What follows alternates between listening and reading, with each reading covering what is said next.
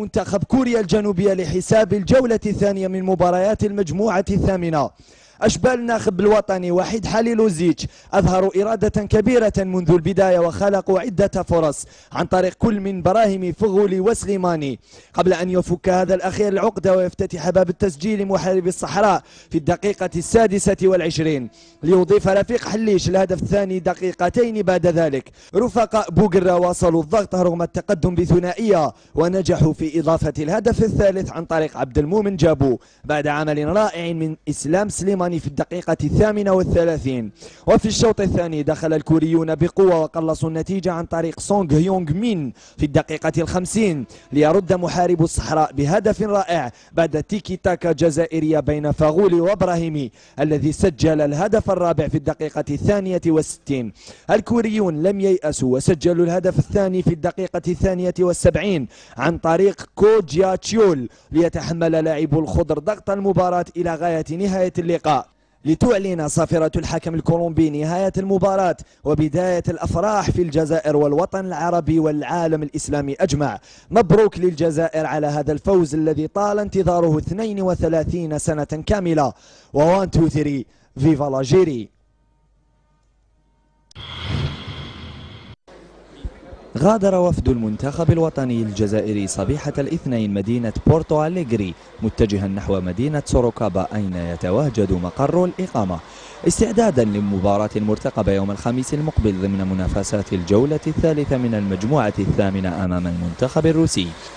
وسيجري المنتخب الوطني مساء الاثنين ابتداء من الساعة 4:30 مساء حصة تدريبية بالمركز العالمي الرياضي بسوروكابا وذلك بالتوقيت الجزائري.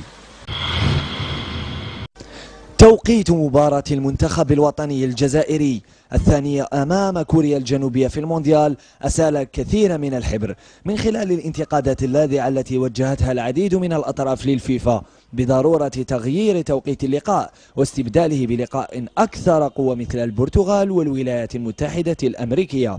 لكن المنتخب الجزائري أسكت ألسنة المنتقدين كيف لا وهو الذي وقع رباعية تاريخية في مرمى نمور كوريا ونصب نفسه أول منتخب إفريقي وعربي يفوز في كأس العالم برباعية كاملة وفتح صفحة أخرى تاريخية في المونديال بعد 32 سنة من الانتظار. عقب الفوز التاريخي للمنتخب الوطني الجزائري أمام كوريا الجنوبية برباعية كاملة عبر المدرب وحيد حليلوزيتش عن فرحته الكبيرة مؤكدا أن الانتصار بعد 32 عاما من الانتظار في المونديال يعد أمرا خارقا للعادة. التقني بوسني قال إن الهدف الرابع الذي وقعه الخضر في شوط المباراة الثاني جاء في وقته مضيفا أن اللاعبين قدموا مباراة كبيرة وكانوا رجالا فوق المستطيل الأخضر. مدرب محاربي الصحراء صرح عقب اللقاء أن سبب عودة المنتخب الكوري في الشوط الثاني كان بسبب فقدان التركيز بالنسبة للاعبيه كما أشاد حليلوزيتش بأشباله وقال بأن لديهم مستقبلا كبيرا ومثل هذا الفوز يمنحهم ثقة أكبر في المواعيد القادمة. On a beaucoup laissé de force avec la nervosité et les efforts, donc c'est bien récupéré. Merci.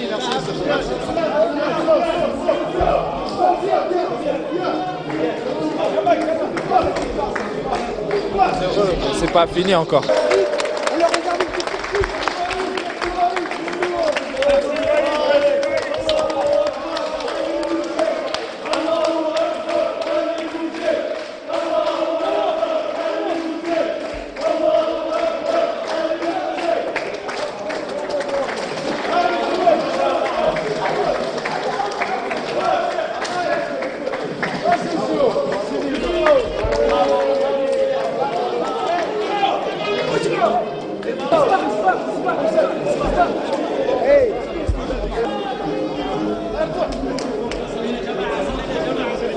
Merci, mais oui, c'est vrai qu'on est fiers.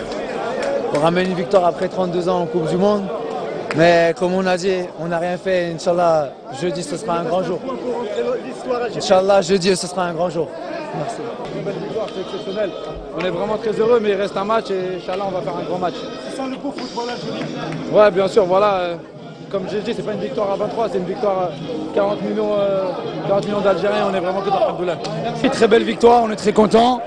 va savourer ça ce soir et demain il faudra se remettre au travail pour la Russie, Inch'Allah, que ça va être un match très difficile. Et il faut garder la tête sur les épaules, on a gagné un match et on est très proche de la qualification, il ne faudra pas louper ça, Inch'Allah.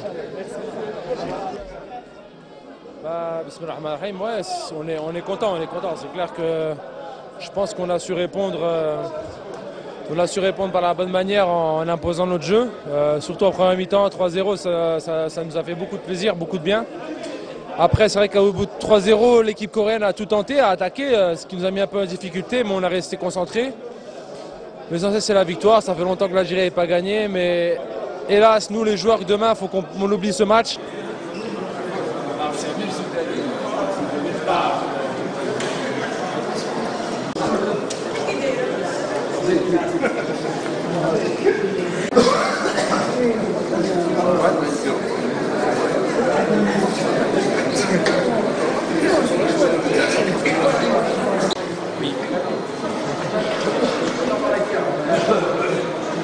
La glorieuse équipe nationale.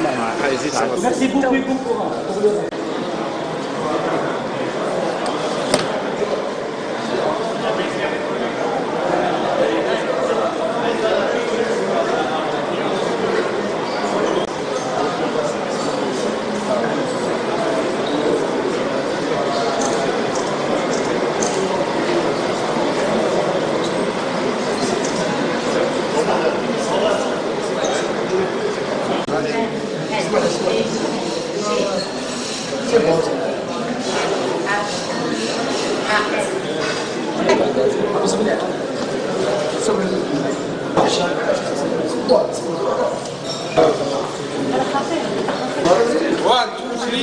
Viva l'Algérie!